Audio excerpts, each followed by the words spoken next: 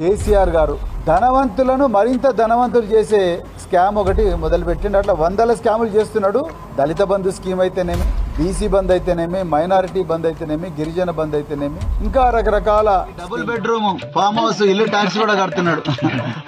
సిగ్గుండాల కేసీఆర్. జనాల ముందరికి వచ్చి వాళ్ళని ఏ మొహం పెట్టుకొని వాళ్ళ ముందరికి వస్తున్నావు, ఏ ముఖం పెట్టుకొని నాకు కారు గుర్తుకు ఓటేమని అడుగుతున్నావు. చి, నువ్వు ఇంకొకసారి తెలంగాణ ముఖ్యమంత్రి గద్దెనెక్కనివ్వం. బహుజన్ సమాజ్ పార్టీ ప్రగతి భవన్ లకు వచ్చిన వెంటనే నేను జైలు పంపిస్తారు. తెలంగాణ తొలి ముఖ్యమంత్రిగా ఉన్నప్పుడు 10 సంవత్సరాల పాలనలో ప్రతి క్షణం కూడా పేదవాళ్ల చేతిలో ఏ విధంగా సంపద పెట్టాలి, వాళ్ళ కాళ్ళ మీదనే వాళ్ళు ఏ విధంగా నిలబడేటట్టు చేయాలి, అదే విధంగా వాళ్ళకి ఎన్ని రకాల ఉపాధి అవకాశాలు కల్పించాలి, వీటి మీదనే వారు నిరంతరం ఆలోచించారు.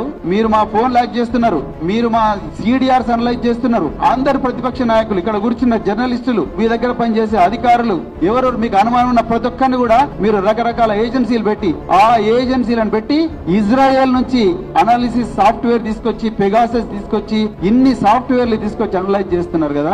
ఇది దేశ భద్రతకు భంగం కలిగే వ్యవహారం. ఒక ప్రభాకర్ రావు లాంటి ఒక అత్యున్నత సత్కారాలు వచ్చిన ఆఫీసర్ ఉన్నాడు, గొప్ప గొప్ప మెడల్స్ వచ్చిన ఆఫీసర్స్ ఉన్నాడు. President's police medal for gallantry, president's police for meritorious service, best intelligence officer service, best intelligence officer medal. ఇద్దరు ప్రెసిడెంట్ల నుండి, కేంద్ర హోంమంత్రి నుంచి, మరి ఆనాటి ముఖ్యమంత్రి దగ్గర నుంచి మెడల్ తీసుకున్న ఒక ఆఫీసర్ యొక్క క్యారెక్టర్ అసాసినేషన్ జరుగుతా ఉంది.